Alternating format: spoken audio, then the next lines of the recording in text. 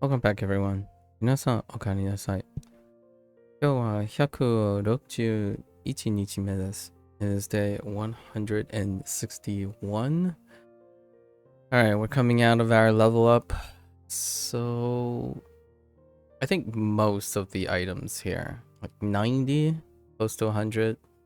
And we have a few extra bonuses thrown in. Alright, let's get to it. Usually these days are a little bit slower. Take our time, go through the routine of getting the new stuff from yesterday settled in. Alright.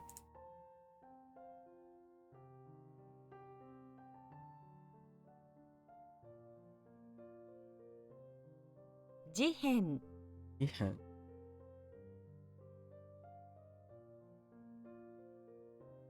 Uh.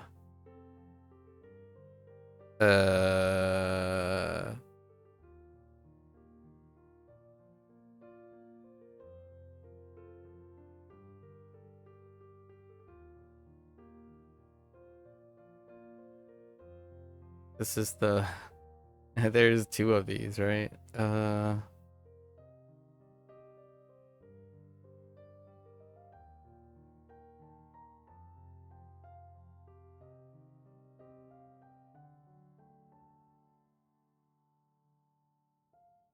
I don't know which one this is, but.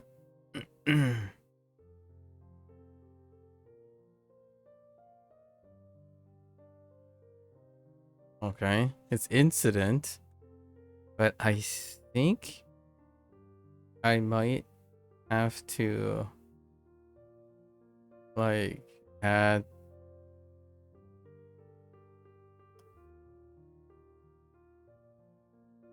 a strange occurrence or an unusual occurrence.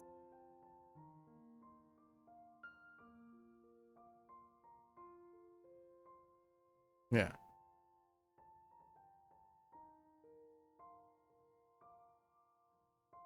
妥協する。妥協する.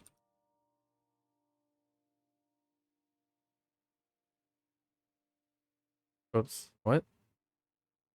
早い I don't know what I typed there. Oh. Wait. Ah. I wanted to add quick.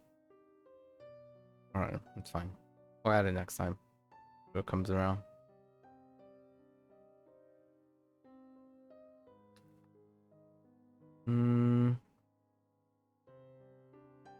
解放する解放する.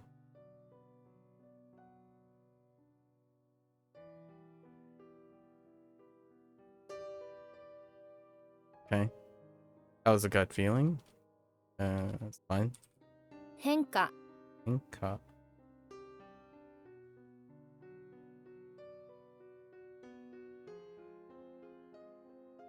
Huh.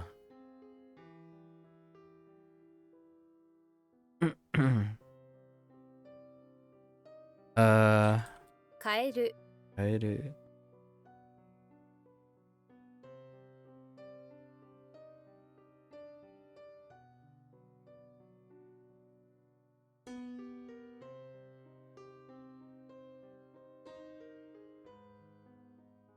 Okay. Okay. 変死。変死.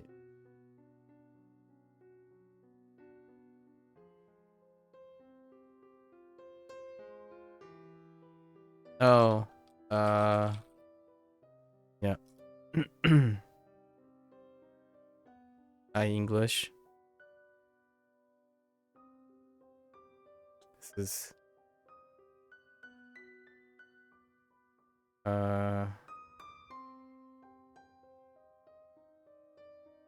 手軽。手軽.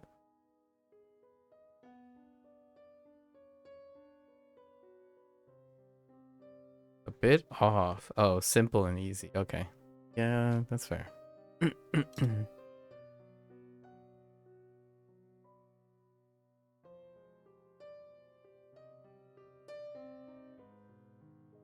Notchin. No chin. I mean, no chin. What is it?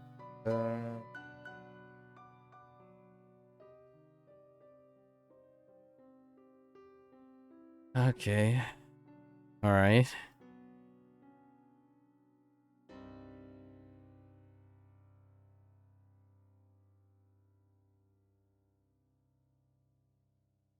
Bugaboo.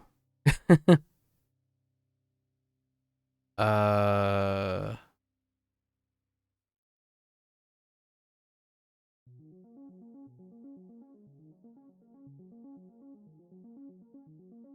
Oh. What?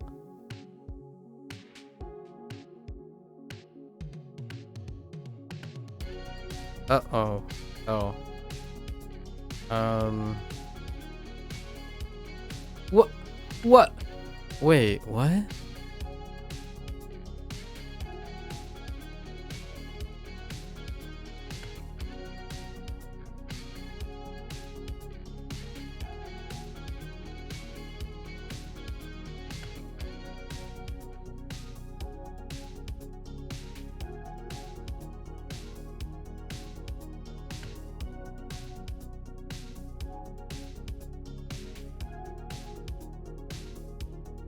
I must have typed. I have to be typing something incorrect.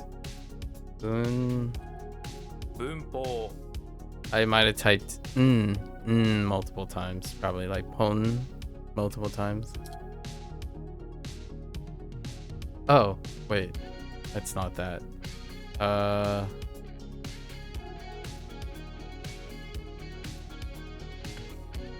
Wait.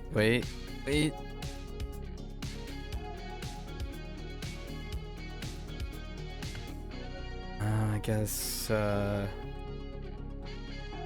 yes.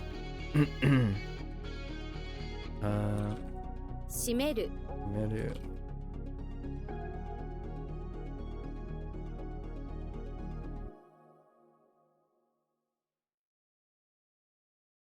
Orime. Orime. Okay, there's 返事 Enji.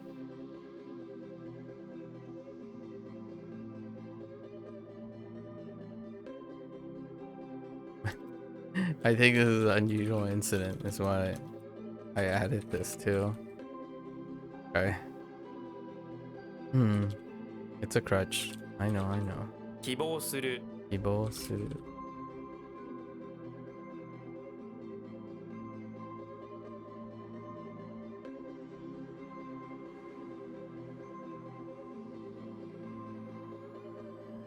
Yakusok 約束する。約束する.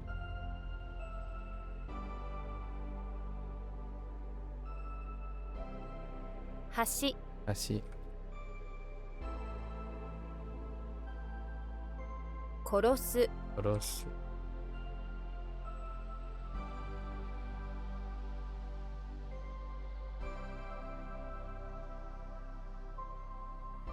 Oh, that's not that.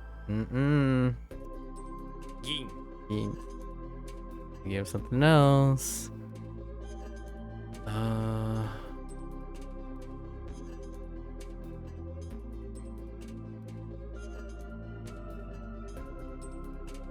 Something about like bamboo, sky, or bamboo heaven. Let's go with gut feeling. Oops. Nope. Went for it. Oh, wait. I think they went straight to Kun for this, right? What?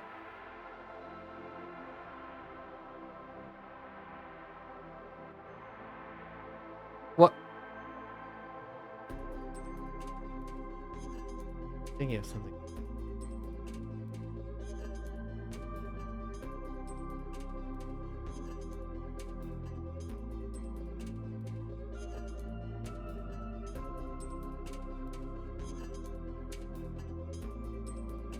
This character has the last laugh.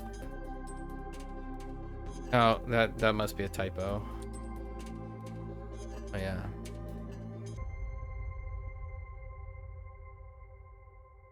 What are you? What were you?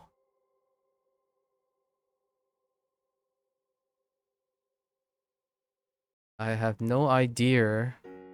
I have no idea what the right thing was in this. Okay, so we got like books, ground, hat.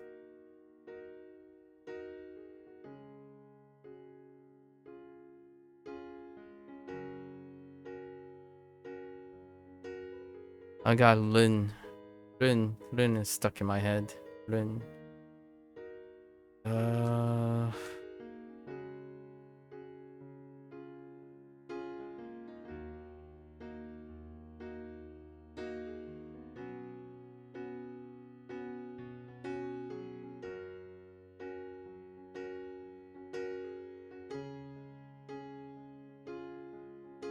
Mm,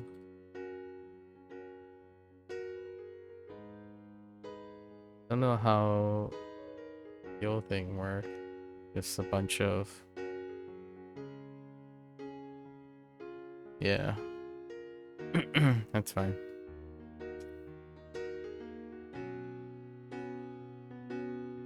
Gotta use the line.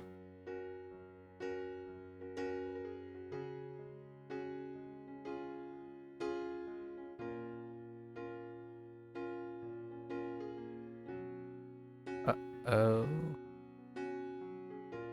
Oh. 行列 Got it. 記念日 Inenbi. It's the R.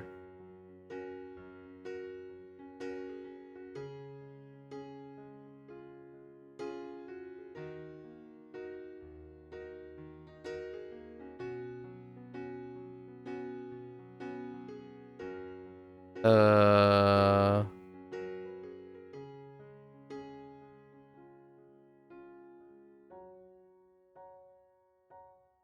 A what?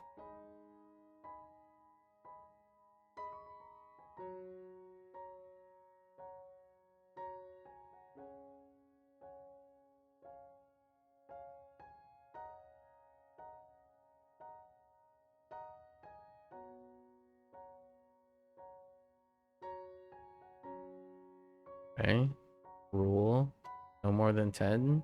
10 precisely. 福島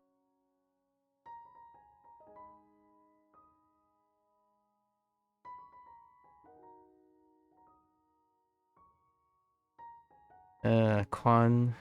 Quan is still Quan. Hmm.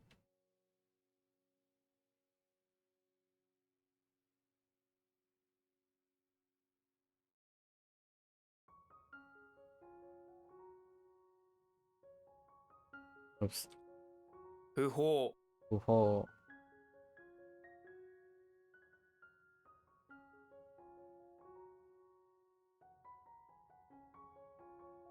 We were blank on this yesterday after the wrap up. What was the right thing? Winter.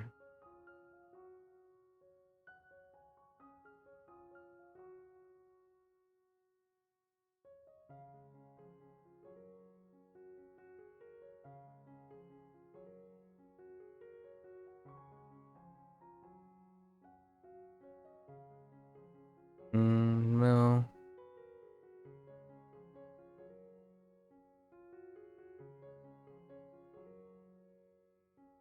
Right. So. Okay. 緑色 Enjoy. This was a little different. Oops. 支払い Iharai. What? Oh. Okay. Fine. 殺人 Tatsujin. Oh, wait.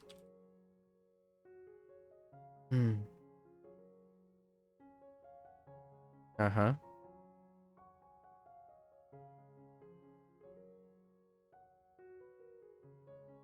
Oops.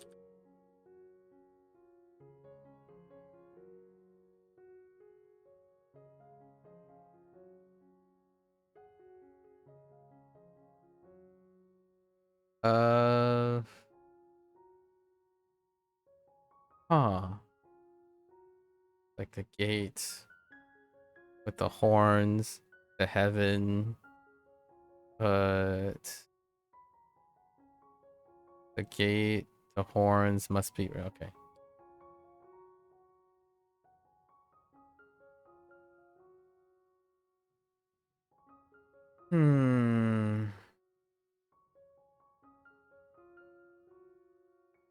Okay. Mm-hmm.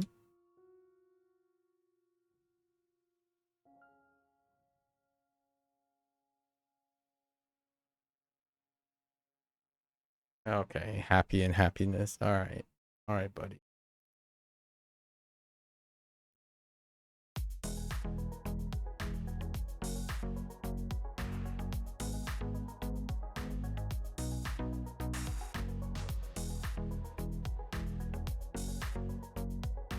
Okay.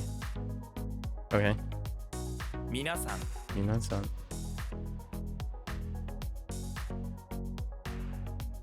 銀行、銀行。銀色、銀色。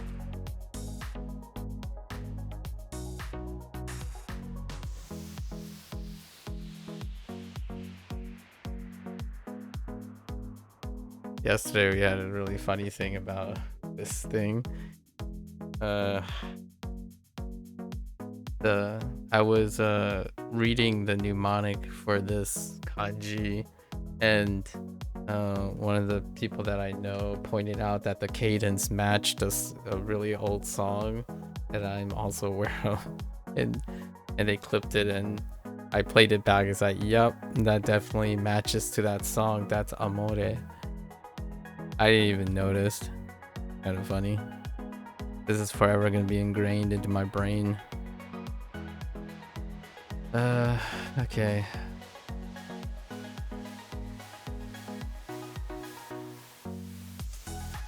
Stare.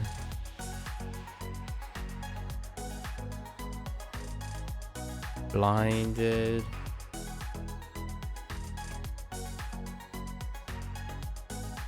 Okay. 基本的、基本的。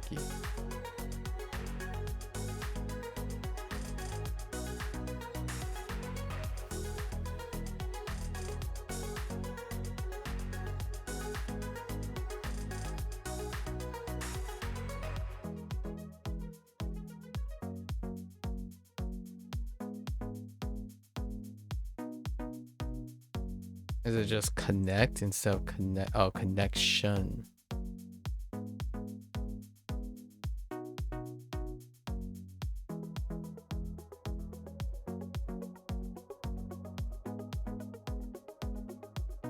Not that. Oh, I might have done this incorrectly.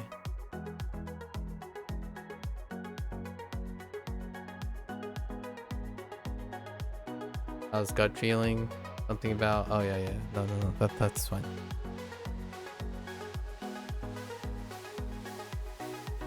Wait, I don't understand Q. Oh, right.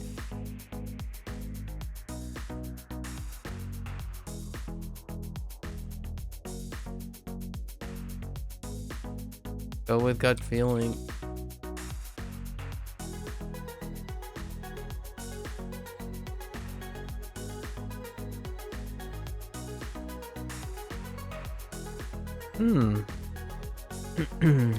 変、hen. Those are not swim fins. What are they? Valley. 頑丈、頑丈。頑丈。Okay.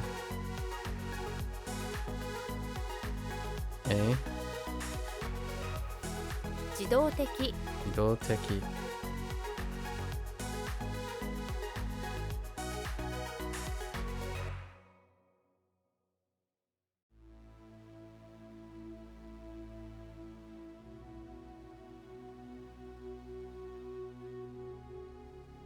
Oh no.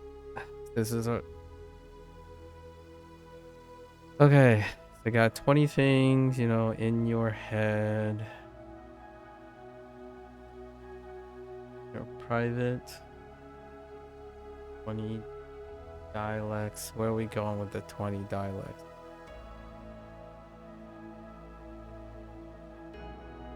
Hmm.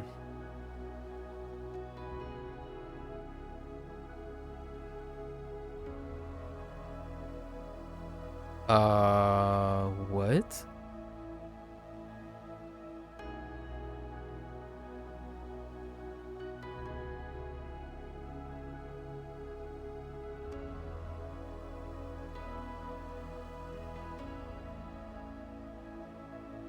Yeah,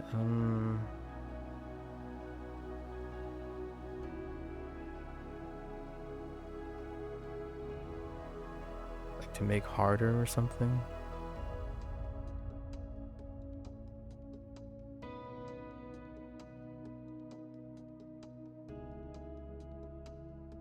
We're scooting this. that one that one that one's kind of rough.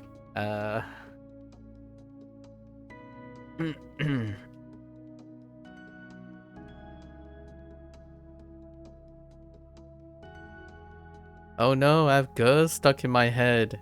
Yesterday I had a problem with G. And now, what is the Japanese one kind of sit really well. Oops. Wait.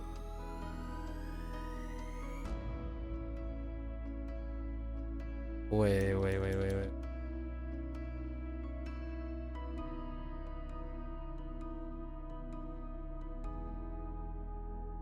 Maybe it doesn't. Oh wait, I screwed up.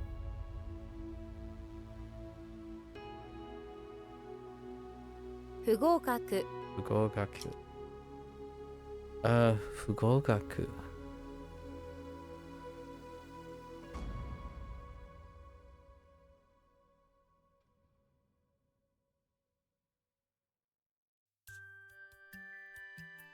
Oh. 外来 外来。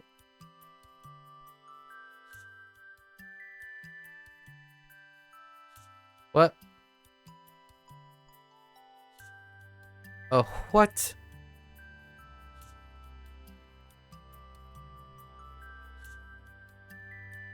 丈夫丈夫。Sorry.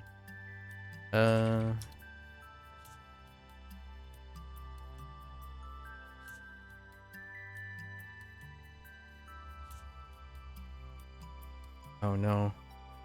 I lost this one yesterday too.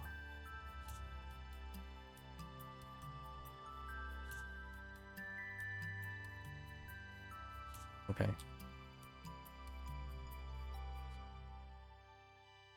What am I looking at? 不完全不完全。完全。Did this change? No. Right?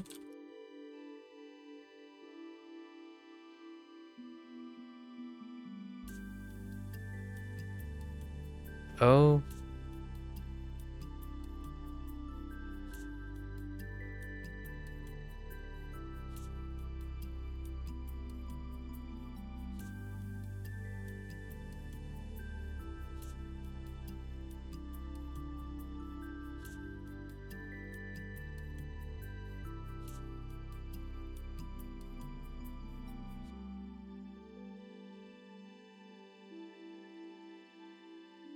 What? Alright, we're moving this to the end. Something changed about it. 映画館 映画館. Okay. お酒 Okay. This one changed to... Oops.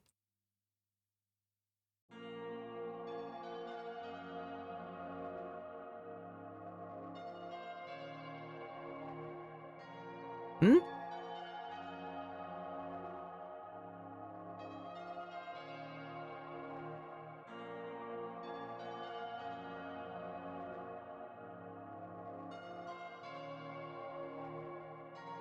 Well...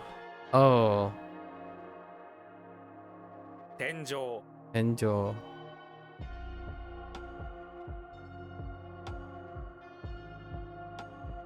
美術館 Yutsukan.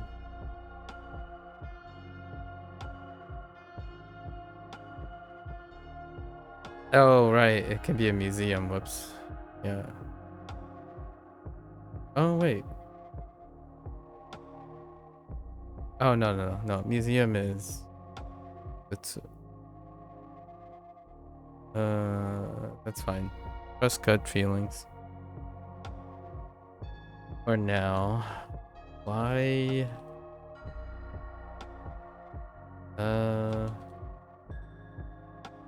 Yi. What is Yi?「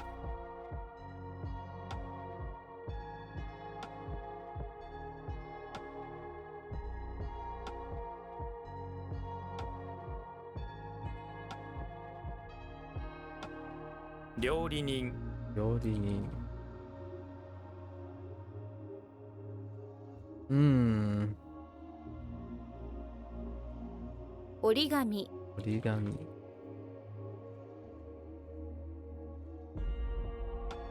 自動車 Dosha. It is, but they prefer this.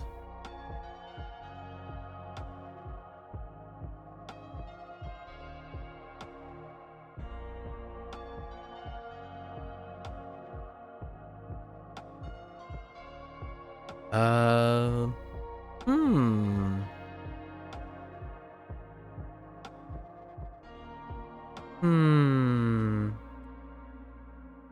Oops. 生じる Dojiru.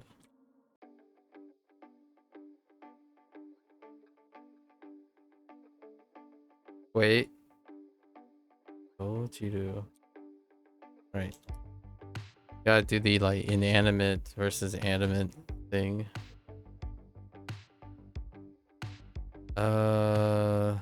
Yep. I need the onyomi for this. It's the first onyomi for this guy.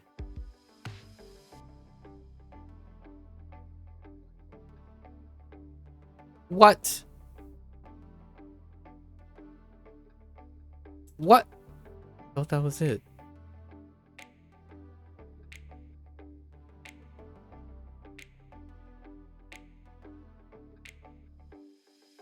Alright, we're just gonna pass this for now. Special.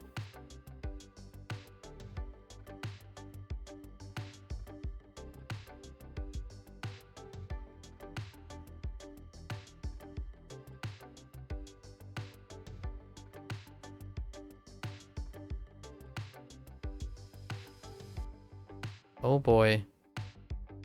Alright. Spicy. Endorphins.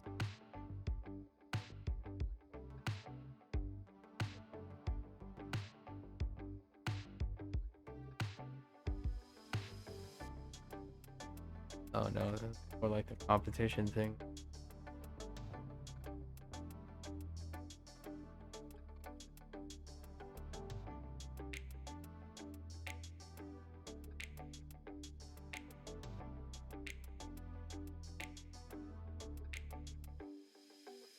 Ooh.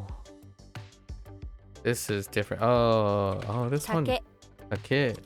Take is great because it combines with bamboo. It's overlapping with something already established. The most powerful things are associated with things you've already established.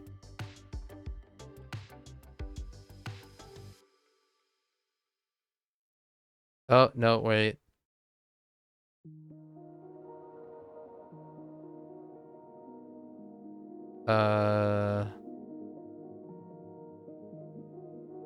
残す Nakosu.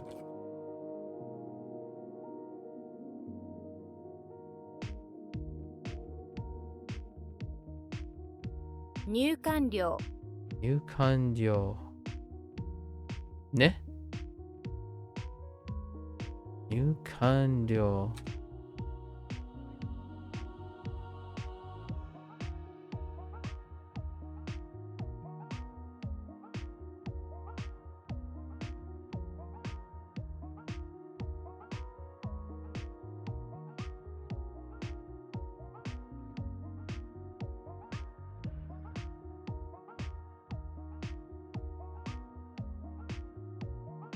芸術家芸術家。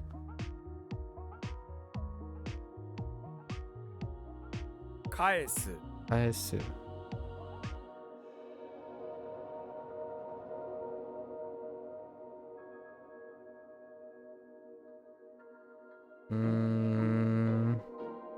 街。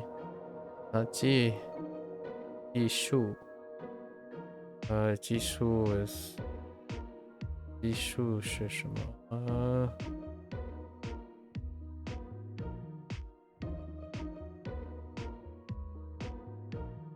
技術技術。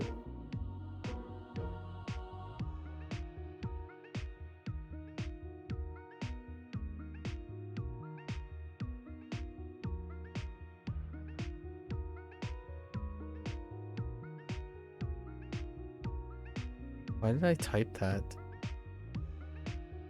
I don't think so, right? 旅館旅館。Huh. Okay.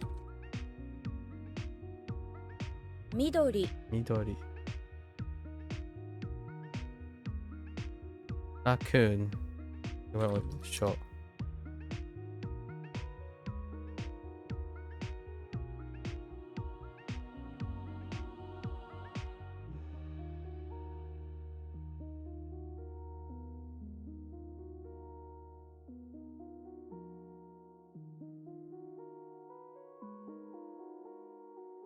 What was the anti-building joke?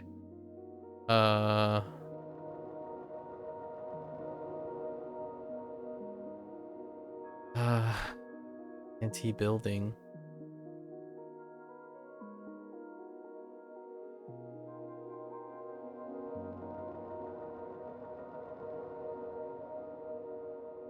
Excuse me.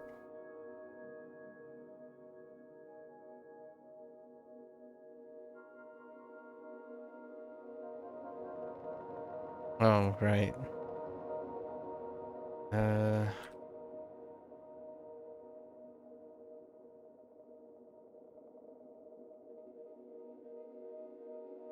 卒業する」卒業する。卒業する。is... Oops.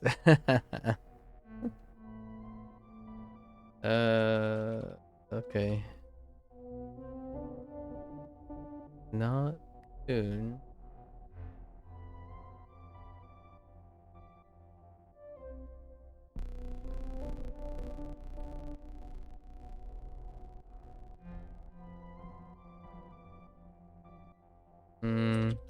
Okay.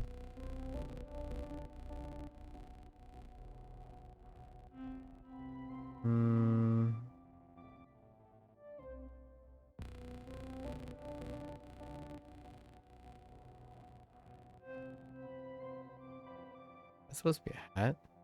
A hat.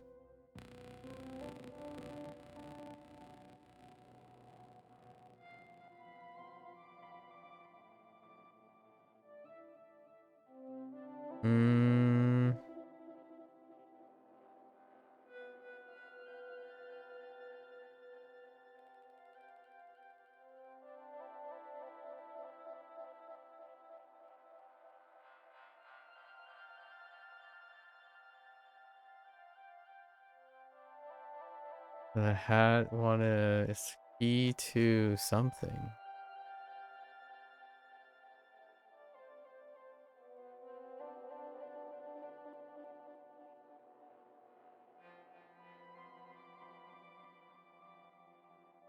Key to the plan.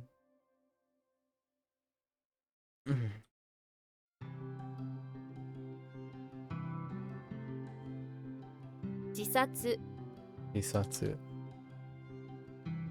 Oh, 悪化 Akka.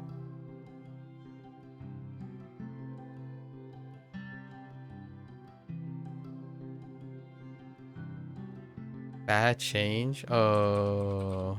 What? 大変 Aihen.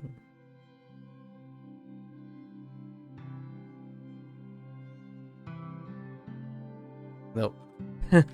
水銀 Suikin.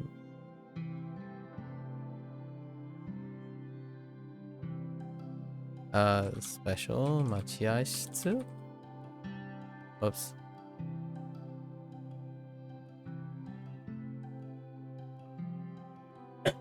待合室 Excuse me. Nice.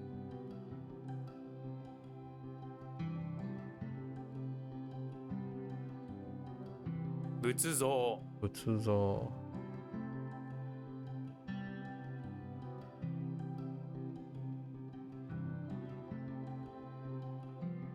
Hako. How did the Hako work again? Oh, I remember now.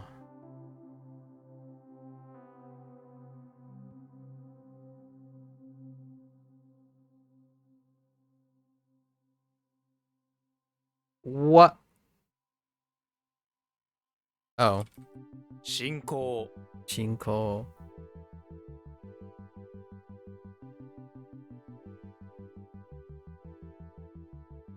勇気 Yuki.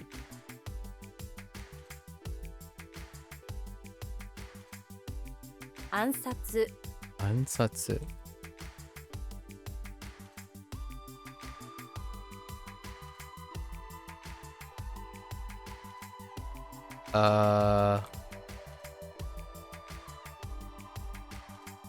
Gut feeling. No. Oh wait. Gut feeling. 問い合わせる Oiawasaru. Oiawasaru. How does this work? Mecha ni toiawasaru yo.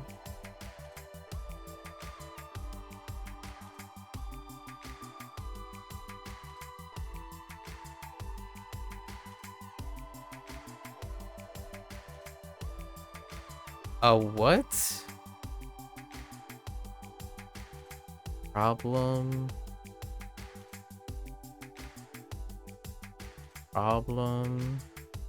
Definitely. Oh, to inquire or to like interview or something.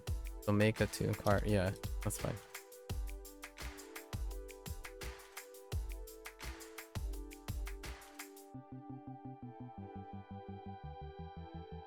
変人 Engine.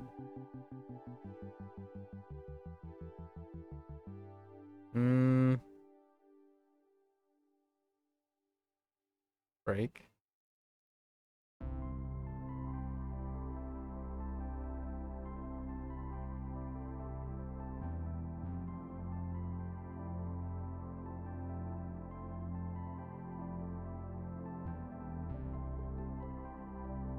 Gut feeling? Oh, gut feeling failed. Alright, let's run through this.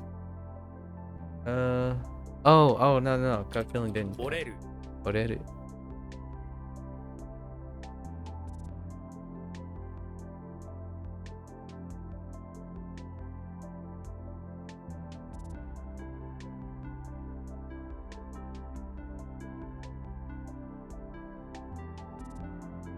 固める、固める。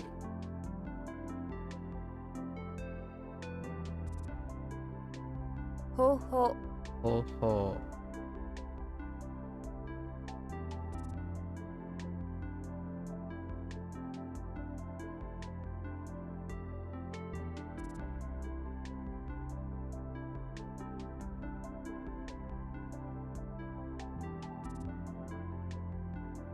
Product. It's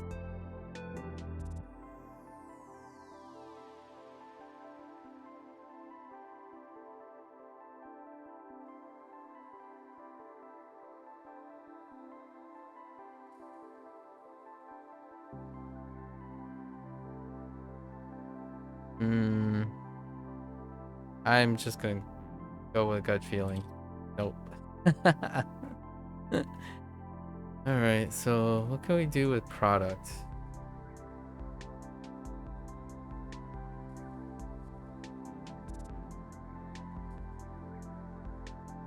Product. This one was my like next to last, not getting.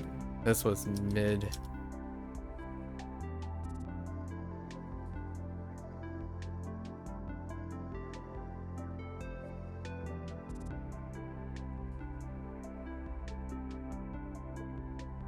Oh. That was a typo. 卒業式 卒業式。卒業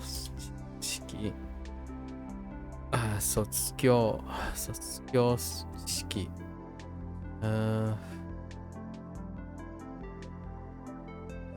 Oops.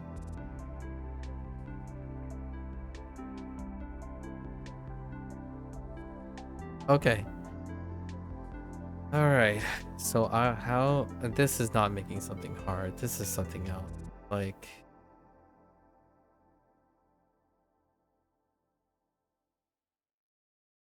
I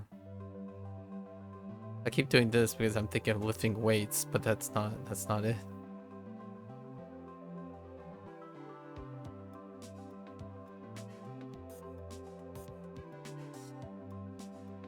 But it's kind of like lifting weights, but you're stacking them up. And then how do what does that do with stacking up? It's kasaneru.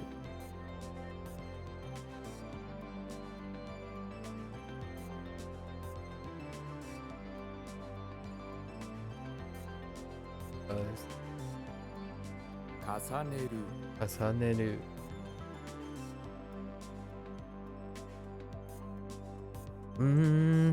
Kasaneru. Give me. Oh. Ooh. Guess that's Spanish didn't really line up with the stacking, huh? Stacking boxes. All right, stacking boxes. And then something special about this, which I can't seem to put my finger on, unless I messed up. Oh, it's because it's the lesser read. It's the less common read of this. It's Did I type Joel instead of Shoal? I probably typed Joel instead of Shoal. 首相 Chisho.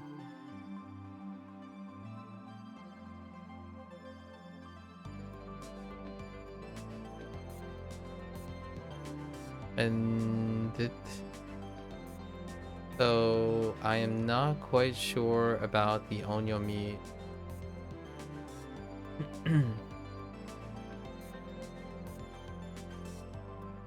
I'm positive the right is Zai.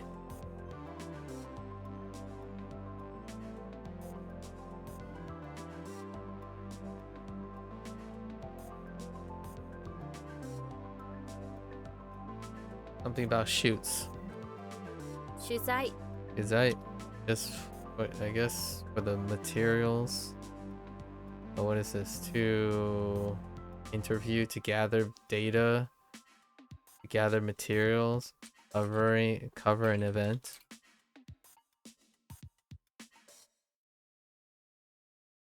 Data collection, covering an event. Yeah, okay. Shoots, just featuring all kinds of shoots. Right, shoots, ladders, snakes, shoots, and ladders. Garbage shoots. Alright. That was okay. I think that's pretty decent. These follow-up days are very agreeable. Maybe because the volume is crunched down really, really hard. Alright. Got my... It's okay. What was rough? We had like 3 or 4 rough ones, right? That's not too bad. That's pretty normal. 3 out of 100. Pretty alright. I would say I would start to get worried. I would start to get worried if I drop below 90%. Start to get worried at 90%. I would be worried. I would be worried if I drop below 80%. So that means it'll fix this. It'll indicate it on itself, because if I shift 20 things to the end, then I'm just hitting a wall. I'm hitting like a grinding wall where I stop forming connections. But for now, today was like what, 3 or 4? That's pretty okay. I think within 10 is pretty tolerable. For every 100. That one day, there was one day where I moved like 20 things and it felt like eternity because I got stuck on 20 things. But during that day, we had like 360 reviews. So it's still, I don't think I would do more. If I get stuck and it exceeds, I'm gonna say if it exceeds 20%, I gotta change up the stuff. But it hasn't happened yet. We haven't really dropped below 90%. And that's 90% without having to think about it. So far, keep it above 90%. Like most of the 90% is reliant on just jerk reflex from everything that I do. I mean, obviously, yesterday I had a discussion with someone who's really adamant on podcasts, right? 2 people who are really adamant on podcasts, and I totally understand. I still think an overemphasis on listening is great for individuals who don't really like listening to things, but for myself, I prefer vlogs, largely because I like to connect something visual with the speaking. So when someone's like strolling in the park, I want to see the park. I want to see someone in the park, like pointing at objects and stuff. But I do have to admit, now I've always kind of curious if there was a time when I was younger. I feel like most of these people are younger than me. I always felt that I had problems imagining things, like picturing things in my head. But I think that has changed maybe in the last 5 years. Actually, this person that I was talking to yesterday, I doubt that is a problem because they want to be an animator. And they've been drawing for 10 years. So I don't think this person has any form of aphantasia or anything like that, or have any form of limitations. So it's interesting that they would advocate for podcasts over like vlogging. There's still easy vlogging things too, but I don't really pick a content based on its ease or difficulty. I just pick content if it's interesting. And if I can remain active in it, I can extract information over time. Nowadays, I think I have enough foundations in fundamentals and a pretty solid foundation in Japanese where I can ascertain the meaning as long as I remain interested. And yeah, it was an interesting conversation yesterday. Listening is my primary skill, I would say. Like, I think it's indispensable now. Where I prefer to listen to books. I prefer to, like, it's a strong preference. I think reading comes at the expense of writing. If I have some reason to write something, like a review, write a piece on, I don't know, a video game or something. Those are my largest incentives to contextualize when I would use a target language. Listening is definitely something I do more than anything else at the moment. I guess I was a little bit like, yeah, okay. Yep. Listening. It's good. It's convenient.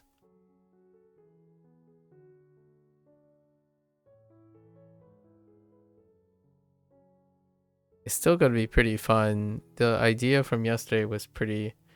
I like the idea of having, like, if you're going to have to work out to like a workout routine, you might as well pick up a workout routine in your target language.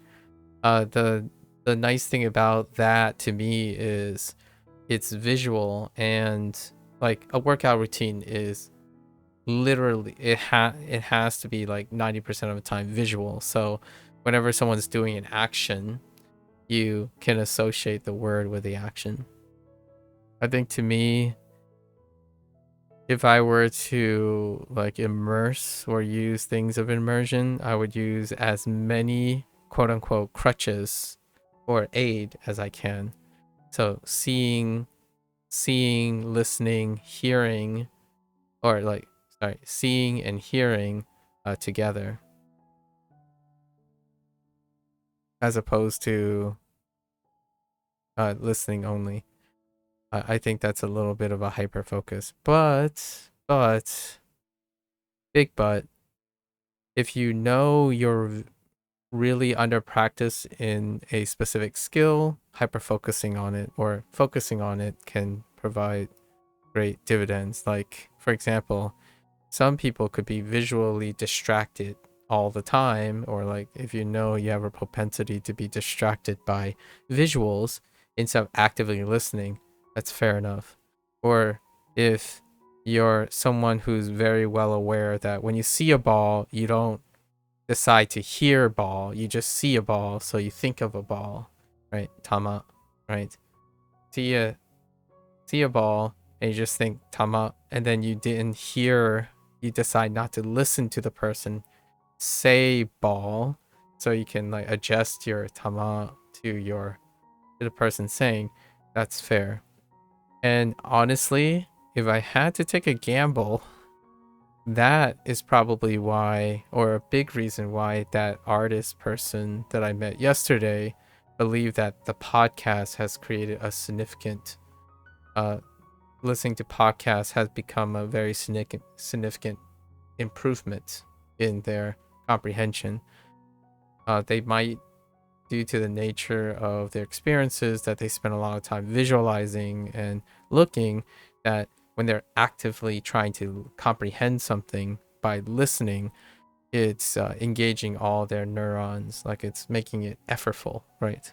So I do say that I'm quite the opposite. I get quite a lot lazier when I'm listening to something.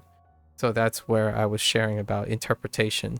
I have this very refined use of hearing and understanding that doesn't encourage me to work harder, but work less harder, because when you're really practiced, you got to find that balance. Like, are you working harder or are you working easier? As in, like, are you working more efficient?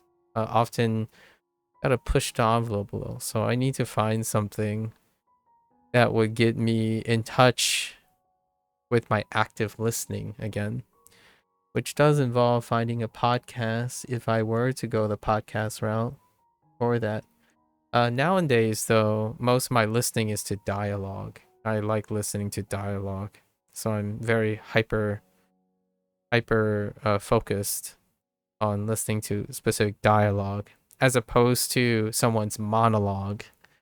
I think one of the limitations, or one of the things I have to keep in mind, that podcasts are structured very differently. When they talk, it's structured very differently from listening to couples argue, or listening to couples like send jokes at each other, or talking about doing groceries and stuff. That's or compromising and negotiating how groceries are done, or people saying things like, oh, Japanese people do this, Malaysians do this, in different languages, in their respective languages. I think that is something that still really interests me because I'm interested in people's lives.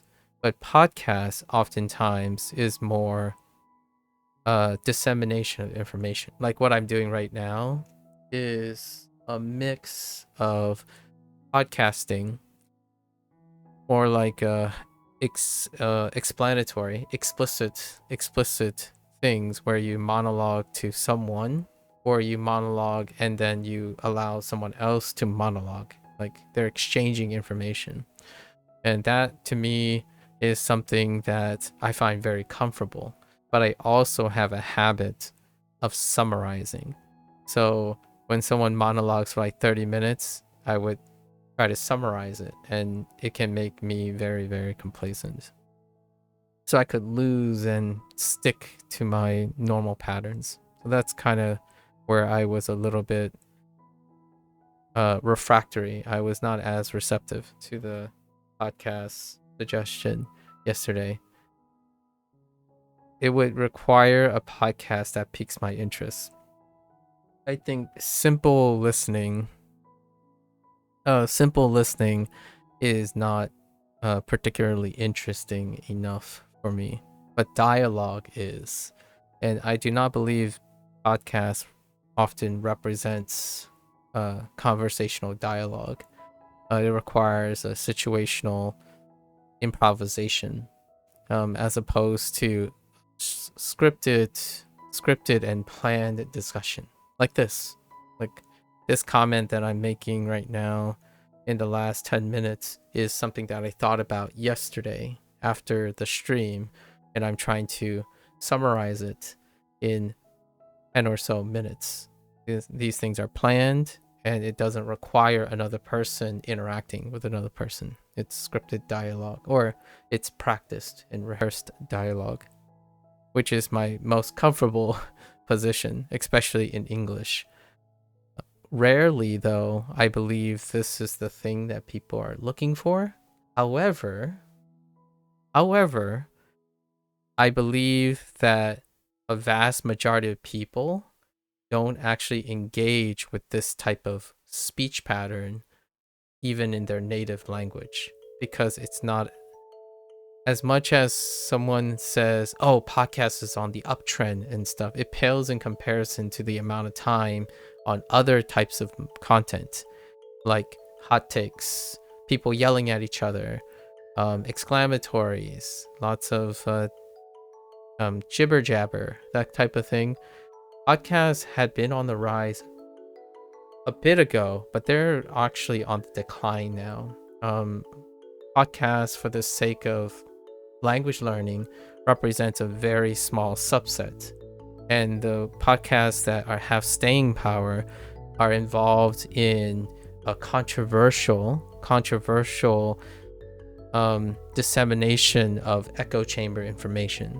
So most of the very controversial, divisive podcasts are the most popular types of format. But if you're going to sit through someone who explains the nature of culture, or the ambivalence of climate change, on those things are still relatively niche. They have been consistently there for some time, but those type of formats aren't the normal activities of most people. And I do feel that if you use that as a target language thing, like, I need to learn about climate change, right? Or the current events of climate change, I might as well do that. And then you go to a podcast in a target language.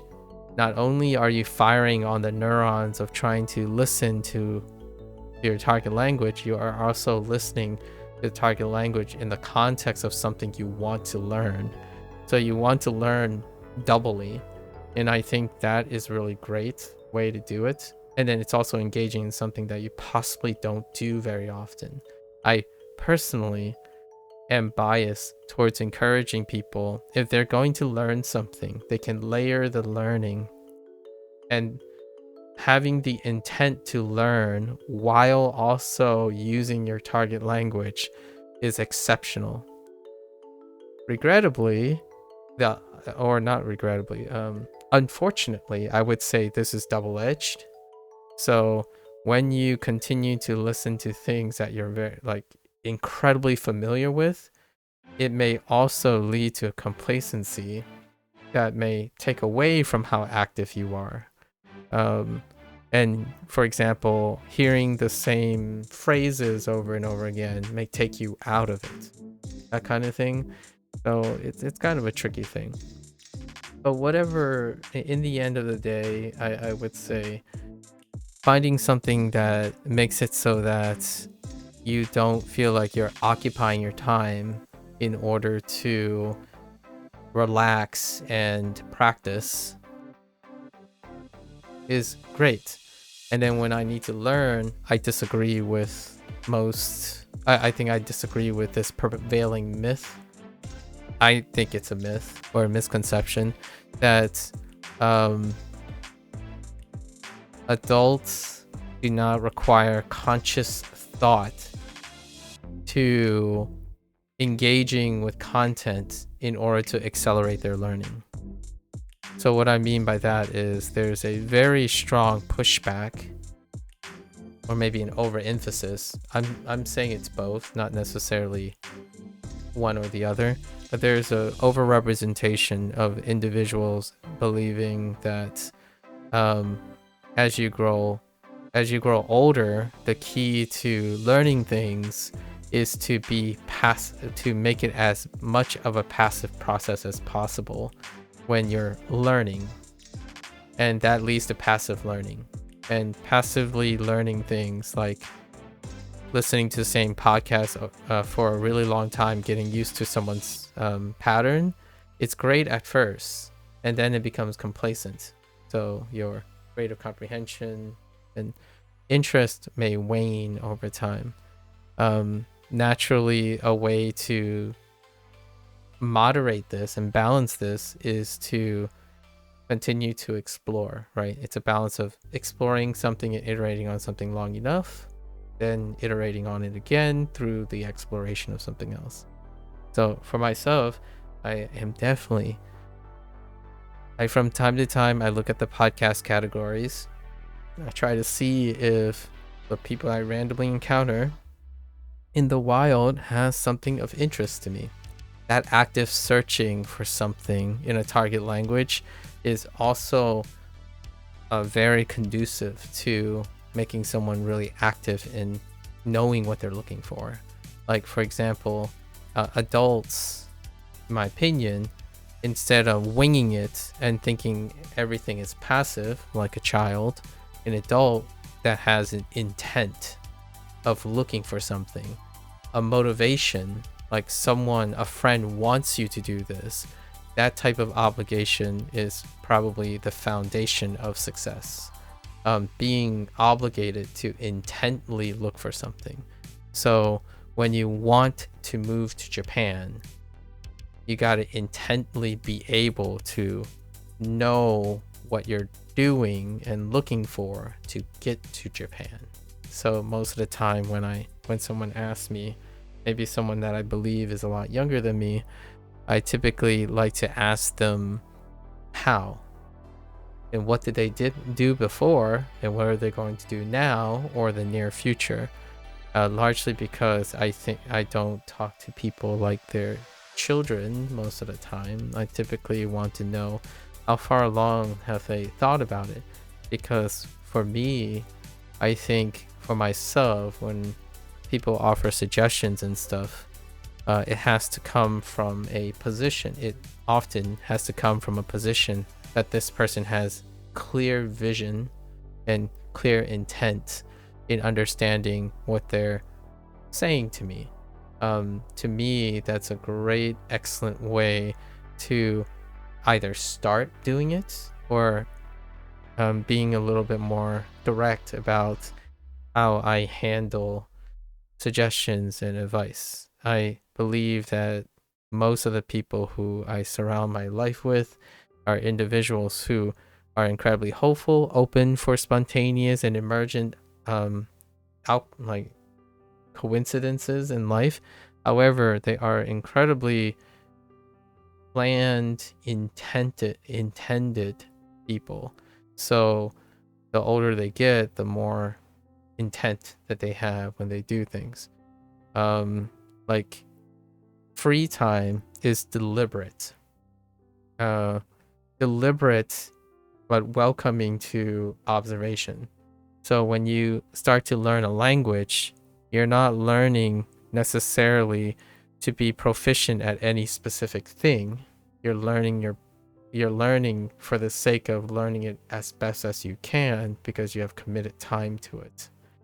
So oftentimes I do kind of try my hardest to balance or offer differing perspectives, largely because it's not necessarily who has the best idea or who has a worse idea. It's the idea that there are ideas as opposed to a idea or an idea, a singular idea. So podcasts leads to vlogs. Vlogs also can lead to things. Crafts are in the area of seminars. Seminars can lead to open reading. I think open reading is fantastic too, where you listen to someone read a book. So not necessarily the same as reading the book for its content, but having a particular author or a particular reader read and narrate.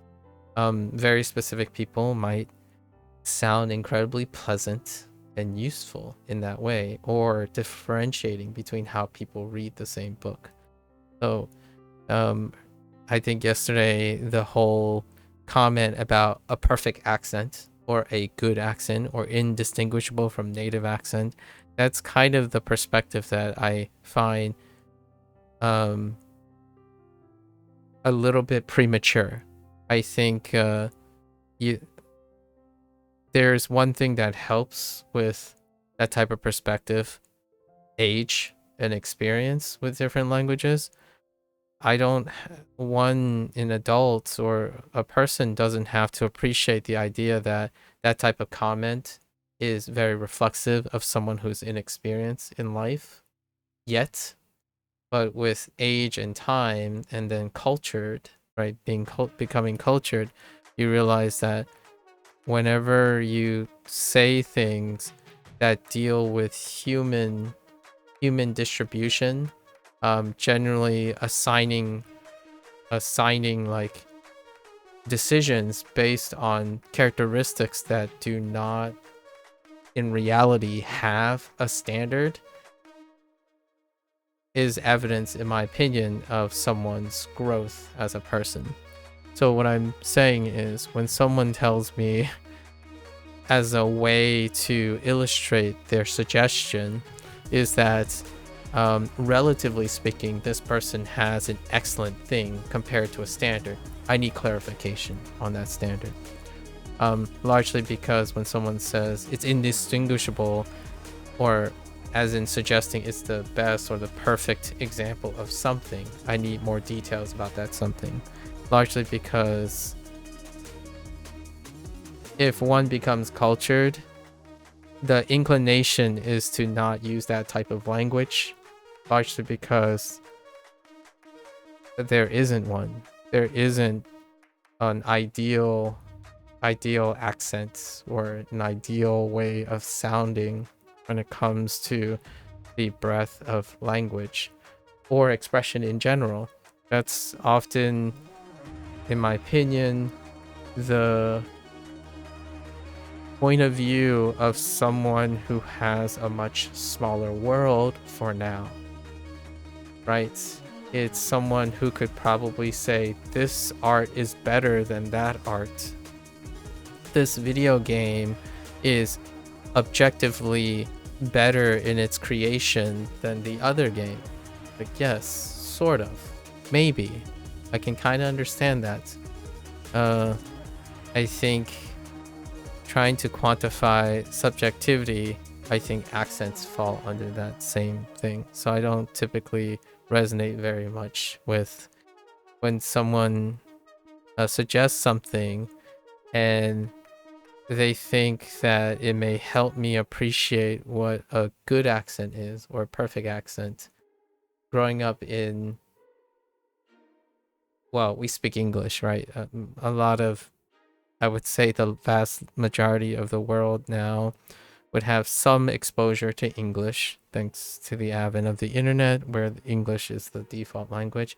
I'm not suggesting it's a default language outside the internet or very specific internets, but this particular internet that we're in, right, on or using, that exposure, in my opinion, when it comes to a target language, when you're learning something other than English, often over time would be often sufficient to understand that going around saying what is the perfect accent or a good accent requires qualification.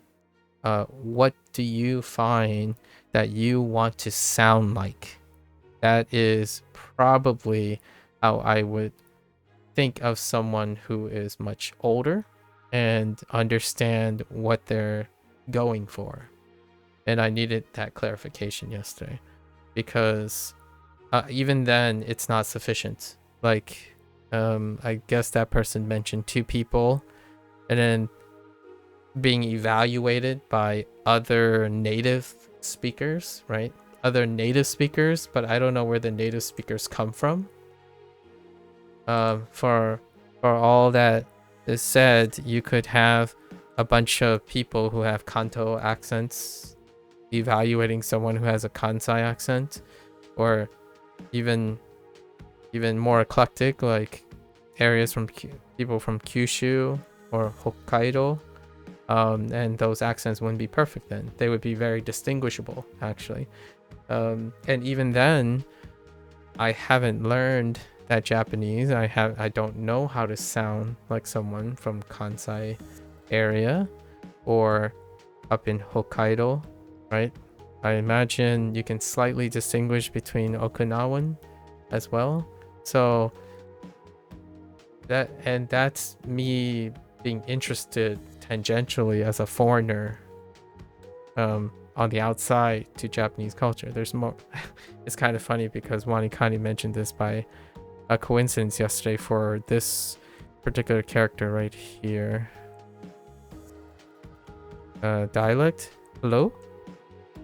One of these is dialect, right? I'll get to it soon. Which one is dialect?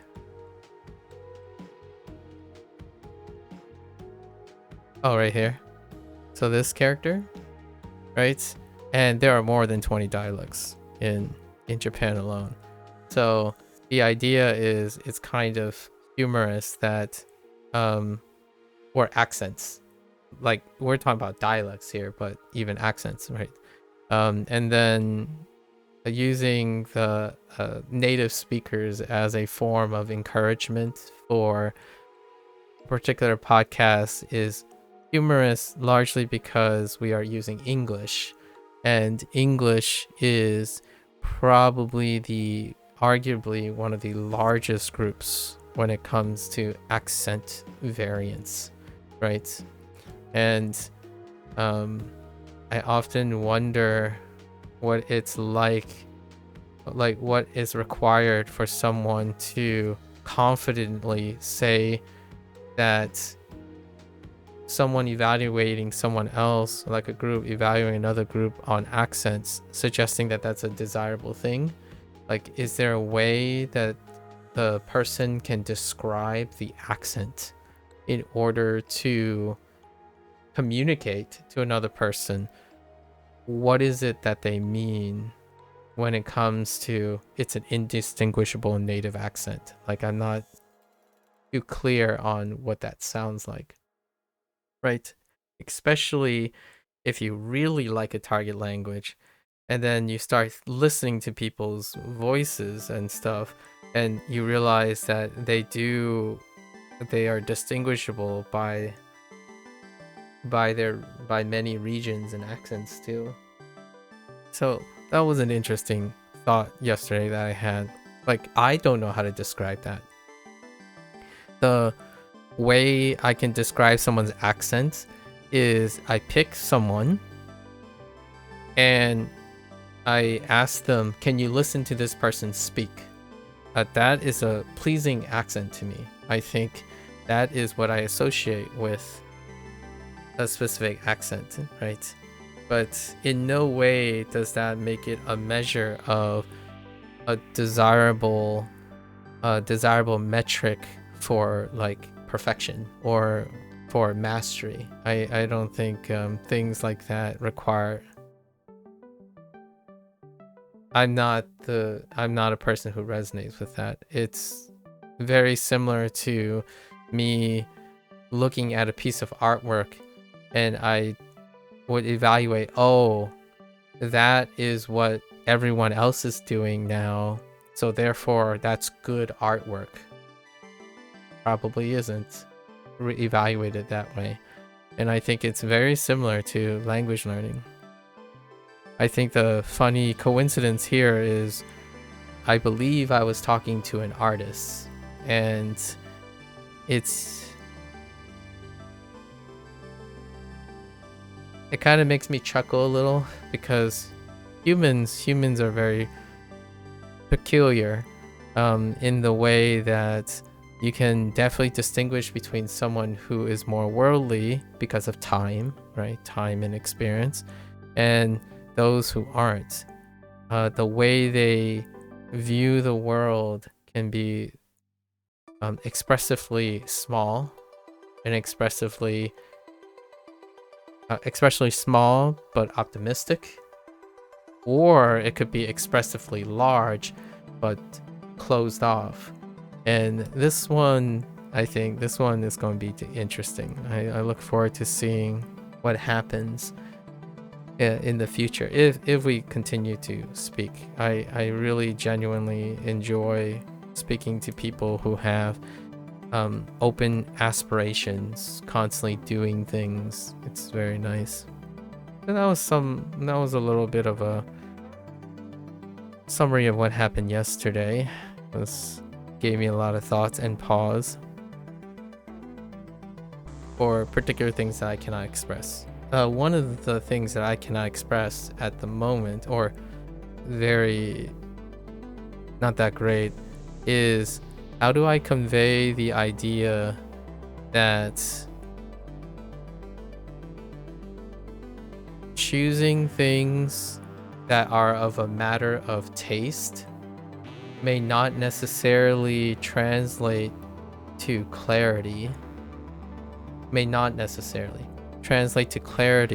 or downstream consequences of making particular acquaintances and communication that you may desire. Like, does having a particular, I don't know the answer, I'm asking these type of questions to myself right now. Does modeling yourself to a particular accent make you distinctively clearer that lead to more open opportunities, like making friends and acquaintances? Or does it do the opposite? Now, if I were to take it from a foreigner perspective in Japan, perhaps if you sound like everyone else, that would make you likely, because it's for all intents and purposes, I would consider Japan a more conformist society. So that checks out. There's this emphasis on being very indistinguishable from each other. And yet my westernized value system would suggest, despite being in a conformist forward society, what sticks out to humans' attention tends to be the slight variations and the slight distinguishedness within an indistinguishable thing. So I don't know if there are counter arguments for this, right? Like, what is it that drives personal taste and entertainment in Japan? Eccentricity still, right? It's undeniable that eccentricity is what creates personal relationships, in my opinion. There is a foundation of consistency, but when it comes to the matter of taste and home activities, you would say that Japan actually has a resounding impression from a foreigner perspective that eccentricity is something to be championed, you know. So my thought was this person wanted to make friends and leave an impression. I don't know how Japan's hiring process is and whatnot, but ultimately it's a mixed bag, especially the animation industry, right? My inclination is that the animation industry, especially anime and stuff, is incredibly successful, not necessarily because they embrace eccentricity. So on the one hand, it's often the consistency of the product that has made the Japanese industry, especially the animation industry, very consistent in westernized economy, right? The westernized audience. That's one of the biggest market share. Regardless of how, if everyone had purchasing power in Japan, it still holds a candle, like it barely holds a drop to the target audience. And I was thinking of this person's aspirations for animation. I feel that anime has this consistent eccentricity. Now, is that an example of conformity, or is that an iterative design, or is that a evidence for consistent eccentricity, right? As in being different and appreciating distinctions. I always wondered what it would be like, or how successful people become in making particular friends when they move into another culture. Largely because that's kind of what I think about most of the time. What is it like to interact with people of a different culture at a later point in your life? I feel like if I had to be a little direct, I feel like I do that every single day. Like right this moment, what I'm doing here and what I'm talking and what I'm doing on Twitch and recording things on YouTube, I am not necessarily behaving my whole self, but it is genuinely a part of me. Now, it would be interesting to get closer to someone who objectively or like subjectively really am interested. Like, I don't have a personal friend who's if I ask them, they're like, oh, they're going to abandon their current identity in order to transplant themselves into and assimilate a different culture wholeheartedly, right? For myself, I usually have friends who are cultured in the natural way of things, where they would be able to behave appropriately in various situations, and that deals with like the act of professionalism and maturity, right? Instead of looking for an ideal situation, you look for sufficient situations in order to not to compromise yourself wholeheartedly. So assimilation is one thing, adaptation is a different thing, right? And that's interesting. I quite like the idea of going to Japan for maybe a year or two and see what it's like, but I don't particularly think I have this connection with other people about their excitement regarding unconditionally assimilating another culture I feel that whenever I talk about that, I'm a little bit muted, or the excitement's a bit muted. I see pros and cons, or I see conflicts and conflicts of interest and concurrent coincidences of cultural commonalities when you're going. So going to another country to experience their culture can be not as exciting, but also interesting. So it's not exciting, but it's interesting. It's something to do. When I talk to my friends and I go out in the world or stay at home, I'm constantly changing ways of interacting with people. So to me, it's a very regular thing. And I don't think I can not do that anymore. It's kind of like, how do I suddenly forget not to do that when I do it every day? So now I'm getting a chance or the opportunity to talk to a lot of people who this will be their, in my opinion, this will be their first time to commit to adopting or wholeheartedly assimilating a different culture, and a lot later in life, which is the very same thing as learning a language for the second time later in life. The difference about a heritage speaker is you technically acquire 2 languages at minimum simultaneously at a time when you are largely pretty much obligated to do so out of necessity, right? Now, culture is very similar to that. Culture, part of culture is language.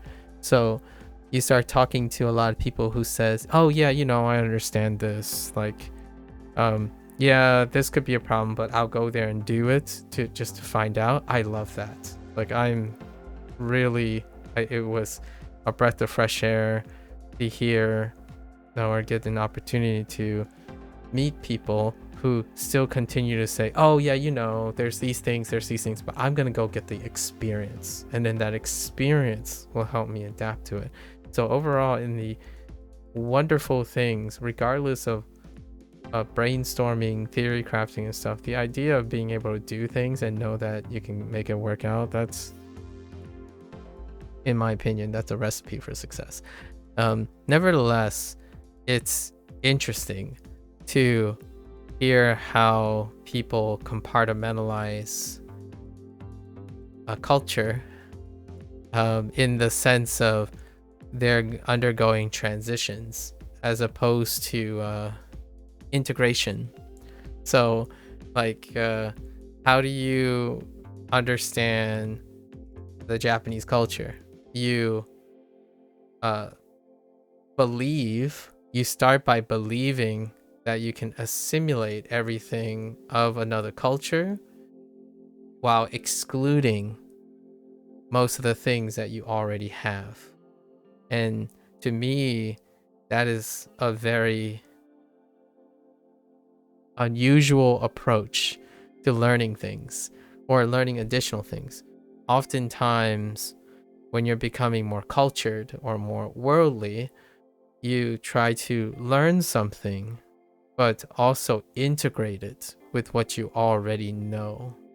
So, a great example of this is someone who says, you still have adults who do this for sure. It's one of those things, they want to forget what they used to do. They tend to abandon what they do because they're moving to a better place or they're going to do better things, and therefore there isn't any value or less value to before. So like forgive, forget kind of thing.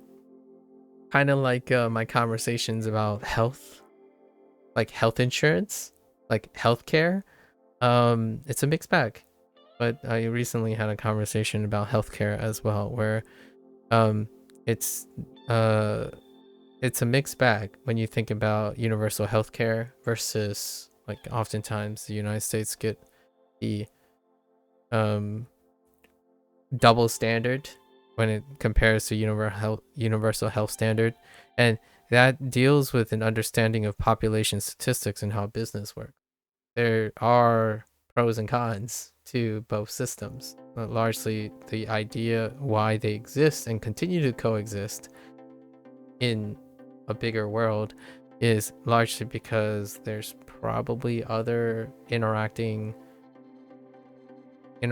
factors that may not have been considered to someone who only considers one system. And that is still a cultural thing. And that's kind of why these conversations are very helpful for me to understand things that I'm never experience, or possibly, I don't think I'll ever experience them anymore. I can't empathize with that excitement or feeling to follow someone who thinks that human expression has an ideal presentation, right? That goes with language. Nevertheless, it is something that I encounter on a daily basis. Yeah. Thought I throw in something because this seems like a very nice day to throw in a little bit of tidbit. I'm thinking about, at the moment, I'm thinking about writing some of this stuff as a reflection on openly sharing and participating in language learning in various ways and talking about it with other people. Got a lot of interesting anecdotes, and largely those are for inspiration purposes. There's no real agenda in terms of whether I'm trying to promote diversity or alternative multiculturalism. There's not really an agenda. The idea is, I think these topics are super interesting to talk about, and they might encourage or be a point that allows people to be interested in learning or interacting with a different culture, while at the same time, as a consequence, that also involves learning their language, right? So at least that's what keeps me motivated each day. Whether I'm talking to myself, which is most of the time, right? 90% of the time I'm monologuing to myself, I harness the occasional interaction with someone, and that occasional interaction allows me to use that as a source of inspiration to reflect on how I think about things. This is how I think about things. It's a great reflection about even the smallest, perhaps to some other people, insignificant meeting with a stranger can inspire me to think about a lot of things that I can either improve, change, or add to my enrichment. Yeah. All right. Let's get back to wrapping session up today. What time is it? 8 p.m. All right. Harmonics. Let's go. We have attach, valley, bass, drum, zombie. I'm also doing this intentionally to break up the tedium and adding, or like breaking up the cadence of the review, and I'm also giving a little spacer between when I did the review and then this.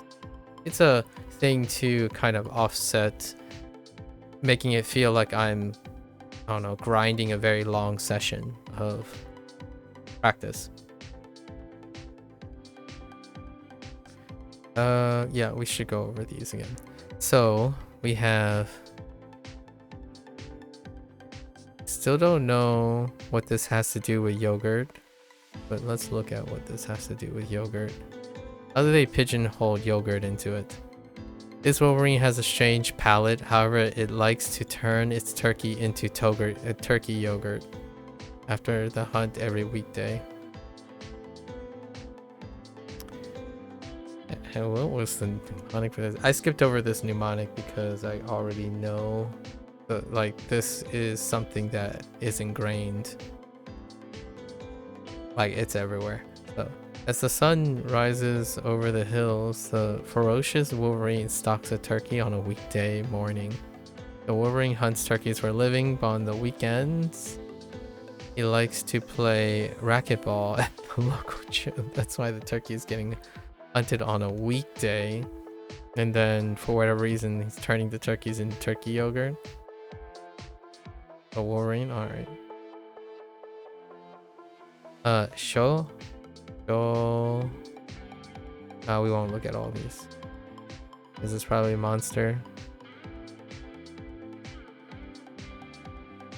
What are you? Cake?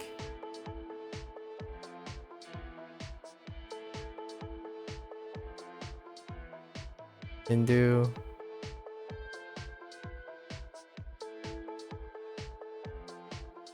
Sue?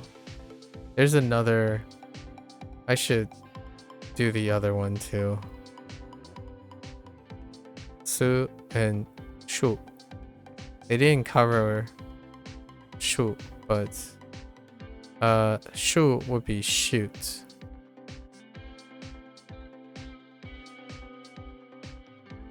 I'm rehearsing, I'm practicing my keywords, the WaniKani keywords, largely out of intellectual curiosity. Oh.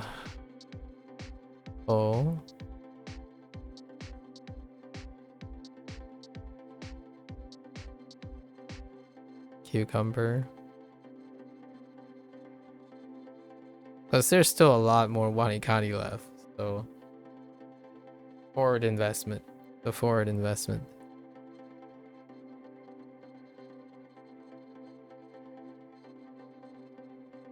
Yeah, Shin. Hardcore.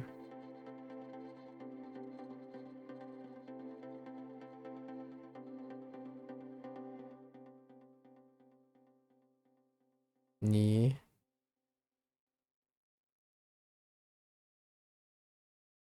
Pen.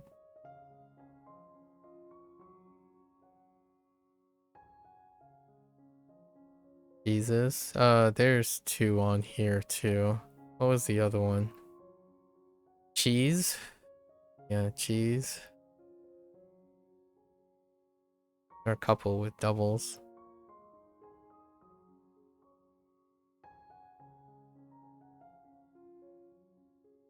What's the laugh thing?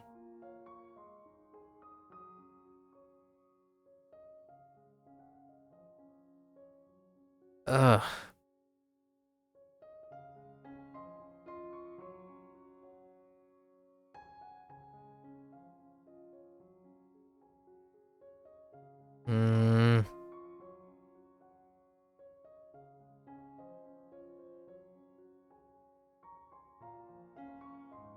Oh. There are two for this too. Yeah, war. And then something else. And I don't think was mentioned anywhere. Maybe like there's a war going on, War going on, Probably gonna be an like that, Jesus.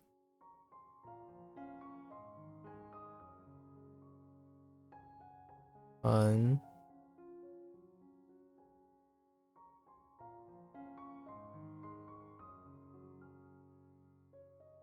Dang it. Bento.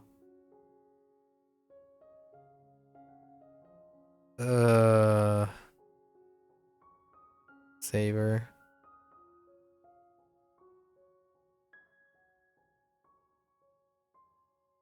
There are two here as well. Liu and oh yeah, do.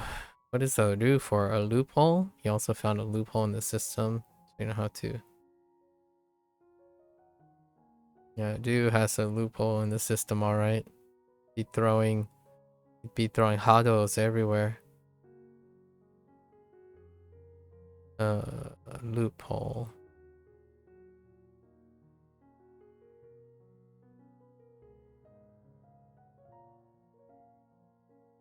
Uh-oh.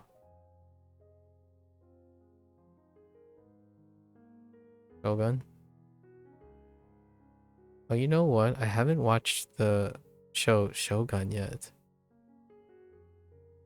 Start on that.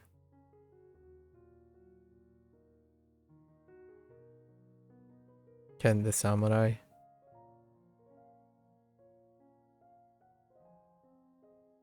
Hmm.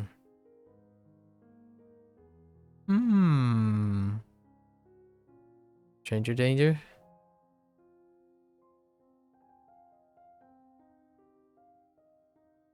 I didn't have a problem earlier.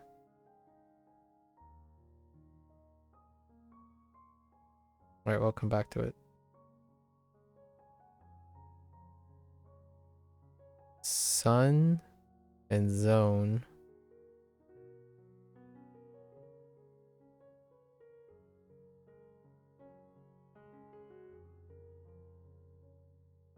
Dang it. Fun. Centaur.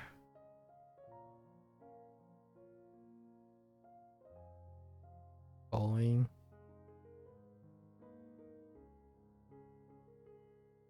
Joe.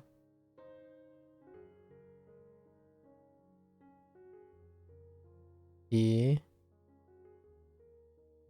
Fun. Oh, what happened here? Stranger Danger.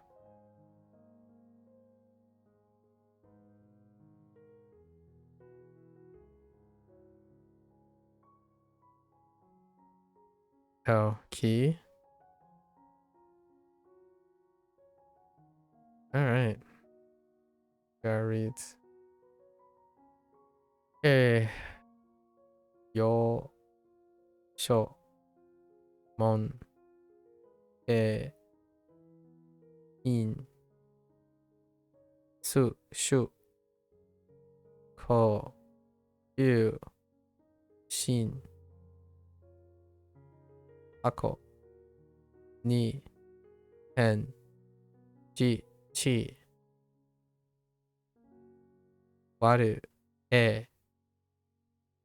Oh no, not waru. Wada. Wada. E. Ji. Kan. Ben. Se. Do. Do. Sho. En. Ki. Son. Zon. Sen.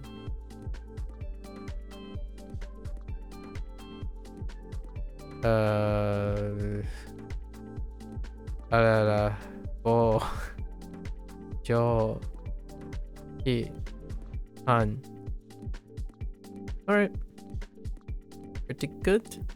Pretty alright. Alright folks, that's a wrap for WaniKani today. We're gonna watch this later. Arigatou gozaimasu. It's, yeah, more than welcome to follow along. Come on by, share some experiences, share some anecdotes, you know, leads to some really, it tickles my neurons for the evening, right? Have more to say, more things to think about. It aids in conversationalism and communication. So for now, for those who are only interested in Japanese, minasan mata ne. Right. I'm gonna get up, walk around, stretch a little bit, you know, get the blood flowing in the legs, and I'll be back for Han's Hero. Thank you.